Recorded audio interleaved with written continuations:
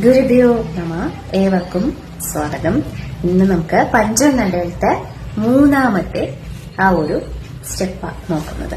അപ്പോൾ നമുക്ക് ഇന്നത്തെ വീഡിയോയില് നടുവാങ്കം ചൊല്ലാനും അതുപോലെ ആ തക്ക ത കി ട ത ക ത കി ട അങ്ങനെ 5 കൗണ്ട്സ് ആണ്, അതായത് 5 അക്ഷരമാണ് വരുന്നത്. സോ നമുക്ക് ഇതിനെ ഖണ്ഡം എന്ന് വിളിക്കാം. ഒപ്പം പഞ്ചനടയത്തെ മൂന്നാമത്തെ നിങ്ങൾ ശ്രദ്ധിച്ചിട്ടുണ്ടാകും, തക്ക ത കി ട എന്ന് ആണ്.